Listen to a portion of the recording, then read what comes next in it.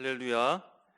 예, 우리 앞뒤 좌우의 분들과 함께 인사하겠습니다. 사랑합니다. 축복합니다. 함께 인사하겠습니다. 사랑합니다. 축복합니다. 이 시간에 하나님께서 우리와 함께 하시는 줄로 믿습니다. 두세 사람이 내 이름으로 모인 곳에 나도 그들 중에 있겠다라고 말씀해 주십니다. 주님께서 어떻게 임하시느냐? 성령을 통해서 우리 가운데 임하십니다.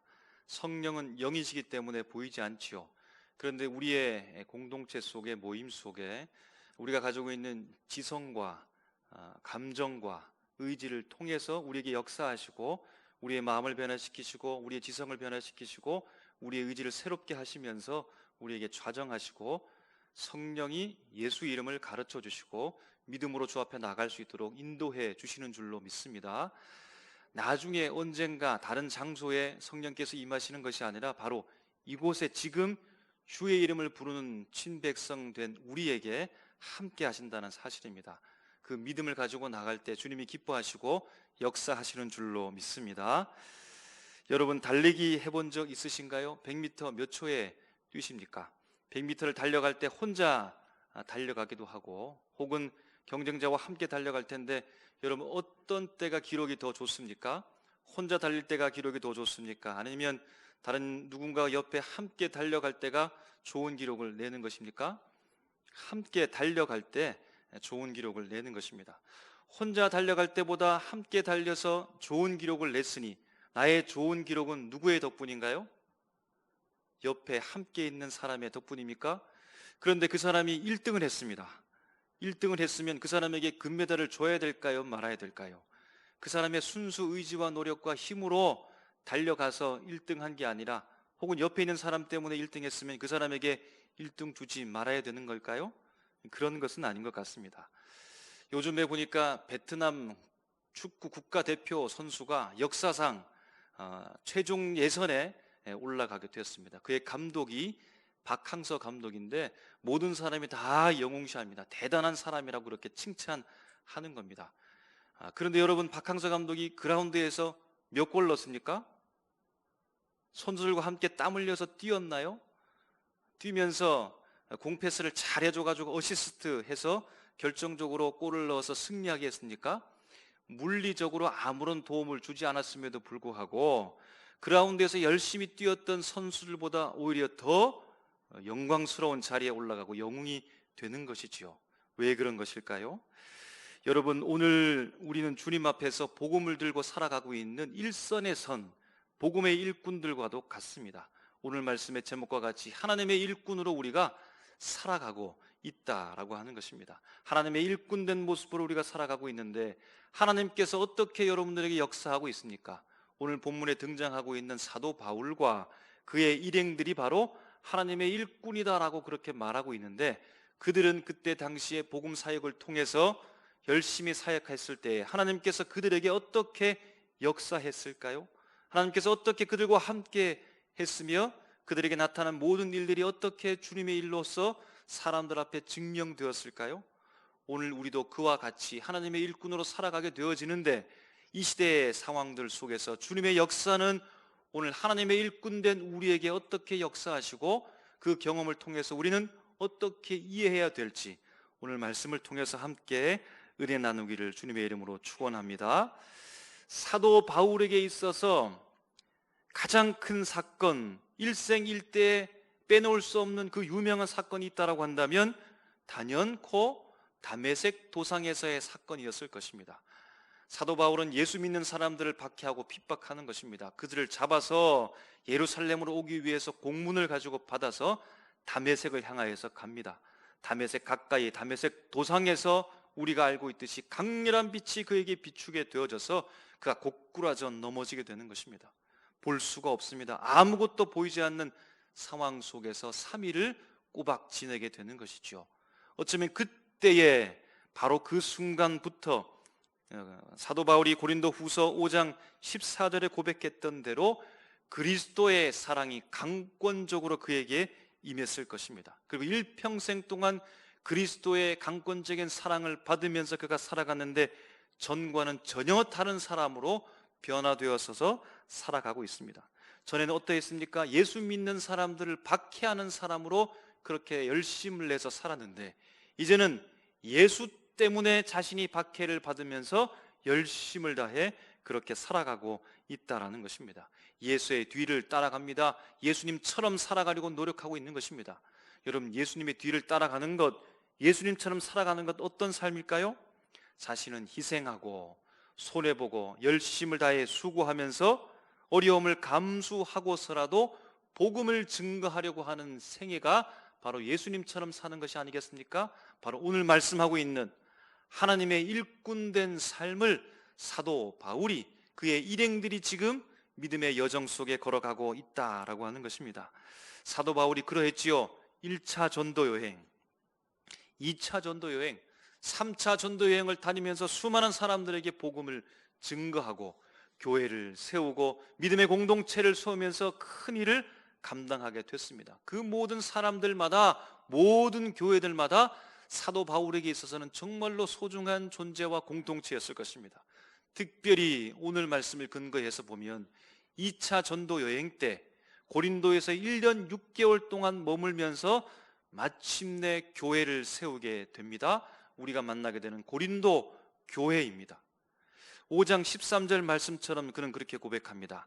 우리가 만일 미쳤어도 하나님을 위한 것이요 정신이 온전하여도 너희를 위한 것이니 라고 말하면서 고린도 교인들을 향하여서 우리가 하는 사역이 어떻게 평가를 받는다 할지라도 그것이 하나님을 위한 것이라고 한다면, 너희들을 위한 것이라고 한다면 미쳤다는 소리를 듣는다 할지라도 괜찮다라고 할 만큼 사역에 대한 분명한 목적과 목표를 가지고 나가게 되는 것입니다. 하나님을 위한 것, 그리고 너희를 위한 것을 동일선상에 놓을 만큼 고린도 교인들, 그들 너무나 사랑했던 사도 바울이었습니다. 고린도 교회를 향한 이 사도 바울의 사랑의 모습들은 어떻게 나타날까요? 한번 세 가지 정도로 살펴보면 그러한 것입니다. 여러분, 어느 낯선 곳에 여행지가 아니라 내가 아무도 알지 못하는 곳에 가서 산다라고 한다면 여러분 좋겠습니까? 오랫동안 머물고 싶지가 않을 겁니다. 빨리 떠나고 싶을 것인데 생전 처음 가보고 만나게 된 사람들과 함께 사도 바울은 1년 6개월 동안 거기에 거주했습니다. 그것은 잠시만이 아니고 1년 6개월이라고 하면 그냥 아예 거기서 살았다는 말입니다. 살면서 복음을 증거하고 마침내 교회를 세우게 되는, 바로 최초의 고린도 교인들을 세우고 만나게 되는 이 바울의 모습이 얼마나 열정적이었는지, 그 사랑이 뜨거웠는지 세월조차도 다 가늠하면서 그것을 극복하면서 살아가면서 복음을 증거했다라는 겁니다.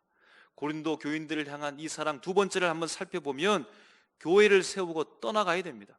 그리고 다른 사역지 속에서 열심히 사역해야 되는데 그곳이 자꾸만 생각나는 것입니다. 소식을 듣고서 그들에게 비록 좋지 않은 일이라 할지라도 친히 가서 그들이 섭섭해한다 할지라도 그들의 잘못된 것을 지적하고 바로잡고 하나님의 사람으로 새롭게 세워질 수 있도록 열심히 사역했던 사도 바울, 위에서 말했던 것처럼 자신이 그렇게 평가받는다 할지라도 하나님의 영광을 위하여서 하는 일이라고 한다면, 고린도 교인들을 위하는 일이라고 한다면 괜찮다라고 하는 것입니다. 세 번째로 고린도 교인을 향하여서 사랑했던 모습은 이러합니다. 그가 떠나오고 나서 또 보고 싶어 합니다. 또 가고 싶어 하는 것입니다. 그런데 여건이 맞지 않아서 갈 수가 없습니다. 대신 디도를 보내고 그를 통하여서 소식을 듣는데, 소식을 간접적으로 듣는 것만으로도 흥분하고 들떠서 감격하면서 너무나 좋은 것입니다. 그래서 그의 바쁜 일정 속에 3차 전도 여행 중 마게도냐에서 쓴 편지가 오늘 우리가 읽고 있는, 우리가 지난번에 생각했지요, 고린도 후서의 말씀이라는 겁니다.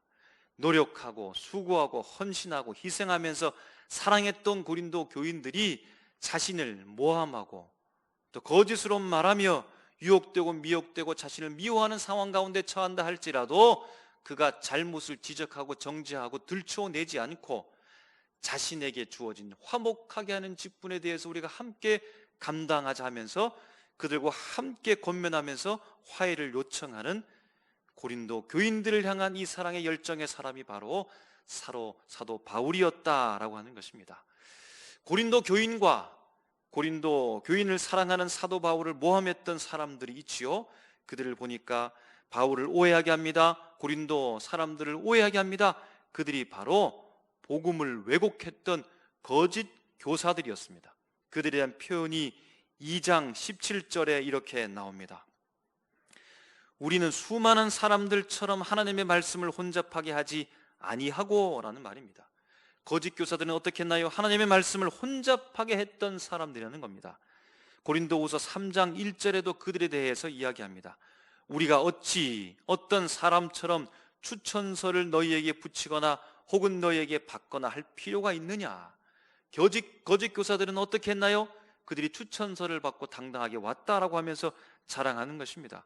심지어는 5장 12절에 마음으로 하지 않고 외모로 자랑하는 자들에게 대답하게 하려는 것이다 라는 겁니다. 이들은 외모, 자신의 이력들, 유력한 사람들을 아는 것에 대해서, 그들로부터 추천서를 받은 것에 대해서 자랑하면서 그들에게 오고 나가는 것입니다. 거짓 교사들의 가장 큰 문제는 복음을 왜곡하고 사도 바울의 사도권을 부정하는 데 있었습니다.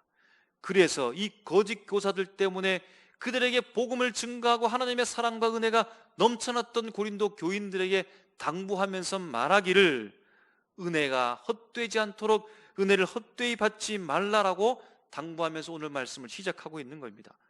이사야 49장 8절 말씀을 인용하면서 지금이 바로 은혜 받을 만한 때요, 지금이 바로 구원의 날이다 라고 하면서 사도 바울이 선언합니다. 사도 바울을 포함한 일행들이 5장에서 어떻게 말씀하고 있습니까? 자신이 화목하게 하는 직분을 받았다라는 겁니다.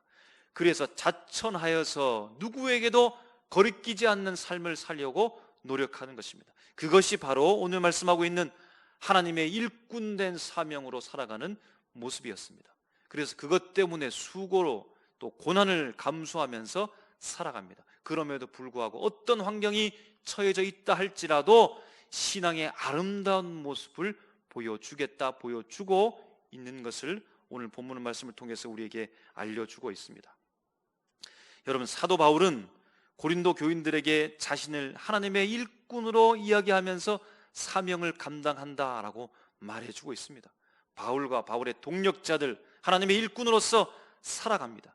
그런데 그의 사역의 과정 속에 맞닥뜨린 상황들이 있는데 바로 오늘 말씀하고 있는 4절과 5절의 말씀입니다. 사도 바울은 이런 상황을 경험하고 있습니다.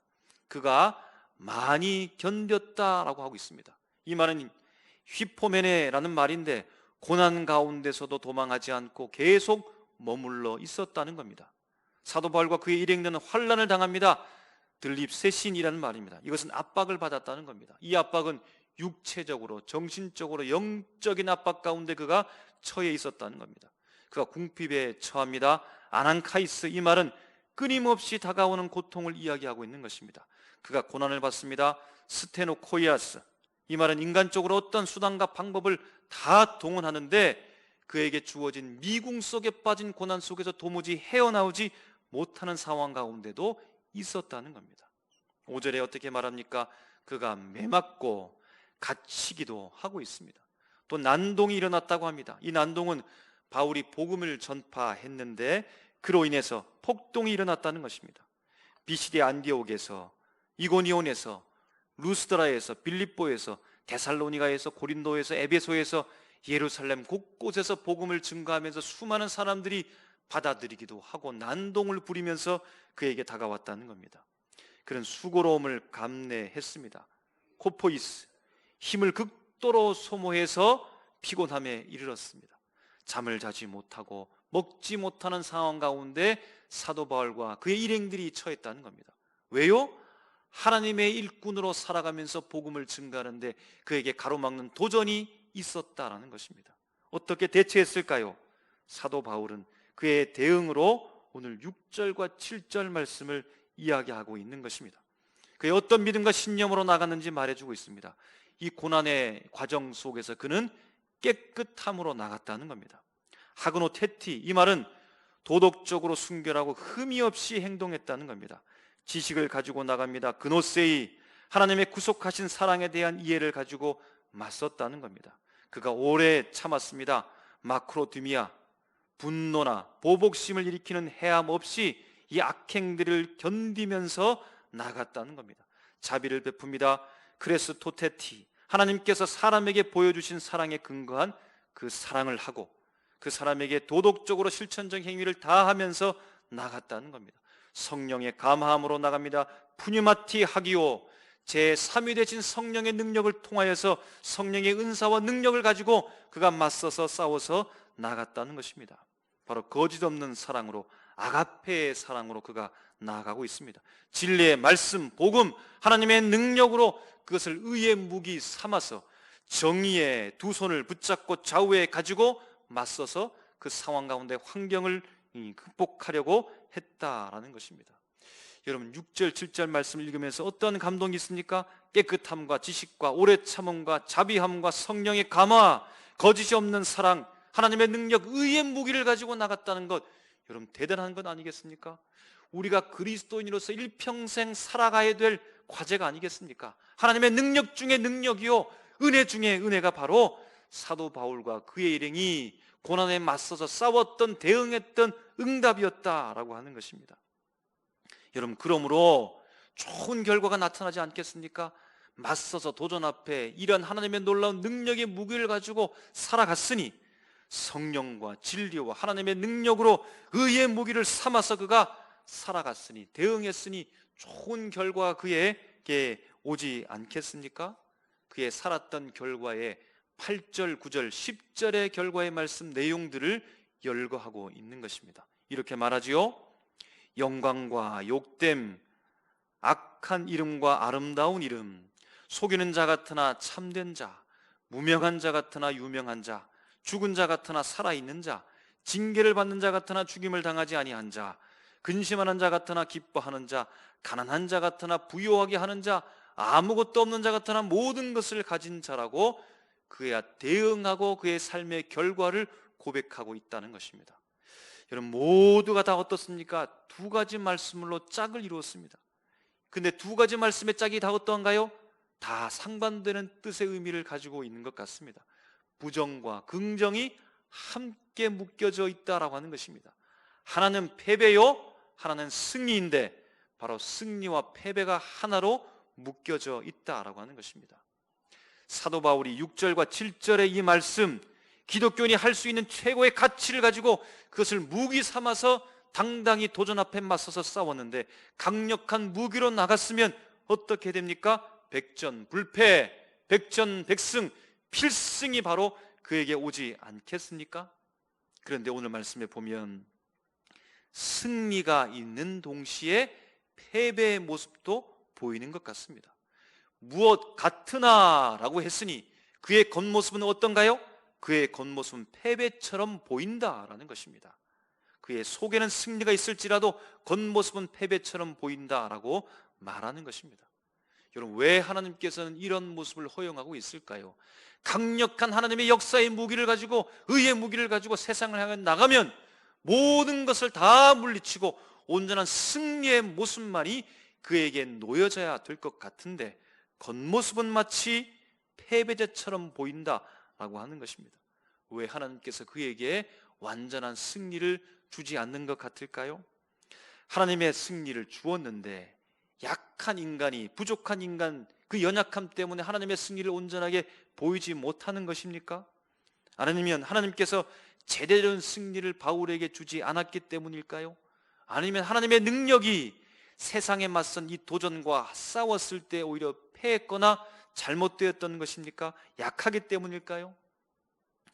우리가 앞에서 살펴보았듯이 이 싸움의 결과는 서로 다른 성격의 두 가지가 함께 묶여져 있습니다. 부정과 긍정이, 패배와 승리가, 약함과 강함이 함께 묶여져 있는데 이 반대가, 그러나 결국에는 무엇입니까? 부정이 아니라 긍정이요, 패배가 아니라 승리요, 약함을 통하여 강함이 드러나고 있다는 것입니다. 여러분 묶여진 이 개념들이 상반되지만 어떠합니까? 서로 부딪히거나 공격하지 않지요. 서로를 멸시하거나 무시하고 있지 않습니다. 무엇이 보입니까? 조화를 이루면서 마침내 우리에게 어떻게 보이나요? 신앙의 아름답게 보이는 영광을 우리에게 드러내고 있다라는 것입니다. 그래서 부정한 것이 나쁜 것으로 보이지 않고, 패배가 비굴해 보이지 않고, 약함이 무기력하게 보이지 않는다라는 것입니다. 이 서로 다른 것이 함께 조화가 되어져서 오늘 우리에게 아름답게 신앙의 놀라운 영광을 드러내고 있다라고 하는 것입니다. 여러분, 어떻게 이것이 가능할까요? 우리 1절 말씀에 보면 바울과 그와 함께한 동력자들, 바울이 이렇게 고백합니다. 그의 하나님의 일꾼됨을 그가 소개하고 있는데 1절에 이렇게 말하죠. 우리가 하나님과 함께 일하는 자로서 라고 말합니다. 우리가, 바울 자신과 바울과 함께한 믿음의 동력자들이 하나님과 함께 일하고 있다라고 말합니다. 하나님의 일꾼으로서 그에게 주어진 복음의 사역들을 감당하고 있을 때에 그곳에는 바울 자신만 있었던 것이 아니라, 혹은 동력자들만 있었던 것이 아니죠. 혹은 사람들은 없고 하나님만 계셨던 것도 아닙니다. 그가 고백하고 있기를 바울과 함께, 하나님이 함께 하나님의 일꾼으로서 역사하고 있었다고 말하고 있는 것입니다. 그래도 두 가지로 구분해보면 어떨까요? 패배자, 부정한 자, 약한 자는 누구일까요? 아마 사람, 바울, 그의 동력자들일 것입니다. 그런데 여러분, 무엇일까요? 긍정의 존재, 승리의 존재, 강하신 분은 누구였을까요? 전지전능하신 하나님이었을 것입니다. 그런데 이 둘의 역사가 조화를 이루어서 아름다운 신앙의 놀라운 영광을 우리에게 드러내고 있다라고 하는 것입니다. 여러분, 이것을 통해서 하나님이 하나님의 일꾼 삼으시고 어떻게 역사하시는지 우리에게 보여주고 있는 것입니다. 하나님께서 부정하고 패배하고 약한 우리임에도 불구하고 우리를 무엇 삼고 있습니까? 하나님의 일꾼 삼고 있다는 것입니다. 오늘 여기 앉은 우리가 비록 약하기도 하고 부정하기도 하고 패배자처럼 보인다 할지라도 우리를 하나님의 일꾼 삼으신 줄로 믿으시기 바랍니다. 하나님께서는 부정하고 패배하고 약한 우리임에도 불구하고 어떻게 하시나요? 우리와 함께 일하고 있습니다. 함께 역사하고 있다는 말입니다. 하나님께서는 우리의 부정과 패배와 약함을 어떻게 하면 될까요? 저기 멀찍이 쓰레기통에 버리면 될까요? 우리가 비록 연약해도 부정해도 실패자라 할지라도 폐기하지 않습니다. 하나님께서는 우리의 부정과 패배와 약함을 통해 일하고 계십니다. 하나님께서는 우리의 부정과 패배와 약함을 어떻게 하실까요? 긍정과 승리와 강함으로 승화시키고 계시다는 사실입니다. 그래서 아름다운 신앙의 영광을 우리에게 보여주고 있다라는 사실입니다. 우리는 분명히 연약하며 우리는 분명히 부정적이며 우리는 분명히 패배자처럼 살아가고 있지만 주는 우리를 폐기처분시키지 않으시고 우리를 하나님의 일꾼 삼으시며 우리와 함께 하나님의 승리의 영광을, 우리의 패배도 고스란히 세상 앞에 드러내면서 세상 앞에 승리를 선포하고 있더라라고 하는 것입니다. 시한부 선고를 받은 한 엄마가 있습니다. 금쪽 같은 4명의 자녀를 두고서 그녀는 세상과 점점 멀어지고 있습니다. 점점 약해져 갑니다. 딸 셋과 막내둥이 남자아이가 있습니다. 사랑하는 남편이 있습니다. 남편은 그를 사랑해서 병원에 두지 않고 집에서 그를 극진히 간호하게 됩니다. 강한 아빠, 피곤해도 힘들어도 그 엄마를 간호하는 것입니다. 약해질 대로 점점 약해지는 엄마, 그 둘 사이의 사랑을 보면서 자녀는 가장 위대한 사랑을 목격합니다. 어느 날 둘째 딸이 독감에 걸립니다. 너무나 힘든 겁니다. 고통스럽습니다. 몸이 아픕니다. 마음도 아픕니다. 그래서 그가 엄마 품에 안기고 싶은 겁니다. 그러면 안 되는 줄도 압니다. 왜냐하면 자신이 독감에 걸렸기 때문에 약해진 엄마에게 가면 엄마가 아파질 수 있으니까 엄마에게 가면 안 된다는 것을 알면서도 불구하고 그가 엄마에게 다가가서 안깁니다. 엄마는 이제는 더 이상 그 딸을 안아줄 수도 없고 아프지 하면서 등을 쓰다듬어 줄 수도 없고 따뜻한 밥을 해줄 수도 없고 포근히 안아줄 수도 없음에도 불구하고 그냥 엄마의 품에 안겼는데, 약해질 대로 약해진 엄마가 아무것도 해준 것이 없는 것 같은데 그 딸은 힘을 얻게 됩니다. 용기를 얻게 됩니다. 엄마가 힘이 있어서 그럴까요? 엄마가 강해서 그럴까요? 그에게 좋은 보약을 주어서 그럴까요?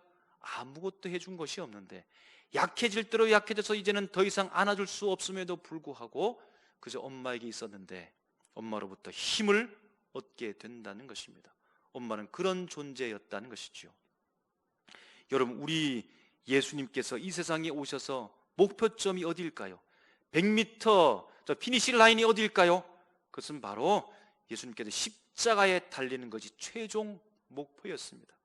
최선을 향해서 달려가십니다. 쉴 틈 없이, 식사할 겨를 없이, 주무실 겨를 없이 예수님께서 열심히 전 마지막 라인을 향하여서 예수님께서 달려가시지요.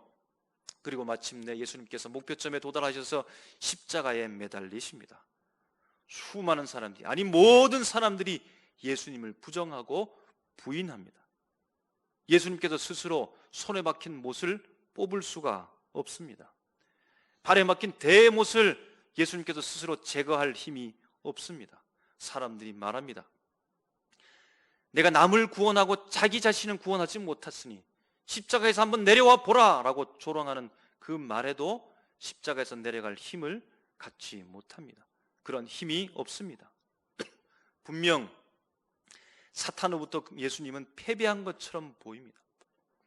모든 부정과 모든 패배, 모든 약함이 집약되어진 십자가 상에서 운명하는 순간 예수님께서 하신 말씀이 무엇입니까? 다 이루었다라는 겁니다. 바로 그 순간 우리가 구원을 받은 것이지요. 바로 그 순간 하나님 앞에서 우리가 긍정되어졌고 사망의 권세를 이기는 승리자가 우리가 되어졌고 세상에서 이기는 강한 믿음을 가진 자가 우리가 되어졌다라고 하는 사실입니다. 여러분, 믿음으로 살고 계시지요? 힘든 상황을, 힘든 고난의 세월을 겪어 오셨지요? 그럼에도 불구하고 포기하지 않고 오신 건 너무나 잘하셨습니다. 가족의 반대가 있을 수도 있었고 지인의 조롱이 있을 수도 있고 많은 사람으로부터 환호받지 못한 모습 가운데 살아오셨지만 마침내 믿음으로 여기까지 오셨고 믿음으로 살아가는 믿음의 사람이 되셨고 믿음의 가정을 이룬 건 너무나 잘한 것입니다. 여러분, 이때에 우리 삶을 돌아보면서 여러분 어떻게 고백하겠습니까? 제가 80% 노력했고 하나님께서 20% 감당해 주셨습니다라고 고백하겠습니까? 아니면 하나님께서 6, 70% 나에게 도움을 줬고 제가 3, 40 노력해서 이렇게 믿음의 사람, 믿음의 가정이 되었습니다라고 고백하겠습니까? 연말에 연예인들이 수상한 소감을 말하지요. 저는 다 차려진 상에 그저 수저만 올려놓았을 뿐입니다라고 말하지요. 하물며 우리는 어떻게 고백합니다? 하나님이 100% 하셨습니다라고 고백하는 것입니다. 주님이 내 인생의 내 신앙인으로 만들어주신 것 하나님이 다 하셨습니다라고 고백하는 것입니다. 여러분, 정말로 하나님이 하셨을까요? 축구에서 이긴 축구 감독이 소감을 말하는데 어떻게 말합니까? 선수들이 다 했습니다. 선수들이 잘했습니다. 선수들이 너무나 훌륭합니다라고 저는 한 것이 없습니다라고 이렇게 인터뷰하지 않습니까? 여러분, 하나님은 어떻게 말할까요? 신앙의 여정 속에, 그 고난의 여정 속에 달려오신 우리를 바라보면서 하나님께서 어떻게 말하겠습니까? 잘했다, 열심히 했다, 네가 했다, 그래 그렇게 하면 됐다 라고 주님께서 우리에게 말씀하지 않겠습니까? 사명을 다 감당한 모세가 죽임을 맞이하고 하나님의 감동으로 적혀진 성경, 하나님께서 모세에 대해서 평가하기를 신명기 34장 10절 말씀에 그 후에는 이스라엘의 모세와 같은 선지자가 일어나지 못하였으니, 열왕들 중에 그래도 선한 왕인 히스기야 왕을 향하여서 하나님의 감동으로 적혀진 성경 말씀, 하나님이 말씀하시기를 열왕기하 18장 5절 말씀에 이렇게 말합니다. 히스기야가 이스라엘 하나님 여호와를 의지하였는데 그의 전후 유다 여러 왕 중에 그러한 자가 없었으니. 우리는 어떻게 고백할까요? 하나님이 다 하셨습니다라고 고백하는데, 정말로 하나님께서 하셨는데, 정말로 주님께서 모든 것을 하셨는데 하나님께서는 우리를 향하여서 어떻게 말씀하십니까? 잘했다, 네가 다 했다, 이 세상에 전후 너와 같은 자가 없노라 라고 주님께서 우리를 향하여서 말씀하고 있습니다. 여러분, 우리는 하나님의 일꾼으로 살아갑니다. 이 생애 속에 삶의 일선 속에서 복음을 응원해 준 사람은 세력들은 없을 수 있습니다. 우리의 가는 복음의 열정과 하나님의 일꾼된 사명을 감당하면서 수많은 세력들이 반대하면서 우리를 조롱할 수 있습니다. 여러분, 그러나 그 속에 하나님이 함께 하십니다. 연약해서요, 부족해서요, 제가 못나서요, 부정적인 사람이서요, 그럼에도 불구하고 우리의 못남을 폐기처분시키지 않으시고 우리의 약함 속에 역사하시는 주님께서 신앙의 아름다운 영광을 우리를 통하여 이 세상 속에 드러내 주고 계십니다. 그래서 여러분, 영광과 욕됨이, 악한 이름과 아름다운 이름이, 속이는 자 같으나 참되고 무명한 자 같으나 유명한 자요, 죽은 자 같으나 살아있고 징계받은 자 같으나 죽임을 당하지 않고 근심하는 자 같으나 항상 기뻐하고 가난한 자 같으나 많은 사람을 부욕해 하고 아무것도 없는 자 같으나 모든 것을 가진 자로 하나님이 아름답게 우리 인생을 책임져 주고 계시다는 사실입니다. 바로 여러분이 하나님의 일꾼인 줄로 믿습니다. 오늘도 주님이 주신 사명을 인내함으로, 감사함으로, 주님의 방법으로 감당하여서 이렇게 아름다운 승화되어진 신앙의 놀라운 영광이 우리의 것이 되어 이 세상 앞에, 사람들 앞에 당당하게 드러내는 하나님의 영광, 하나님의 일꾼으로 살아가는 우리 모습 다 되시기를 주님의 이름으로 축복합니다. 기도하겠습니다. 하나님 아버지, 은혜를 감사합니다.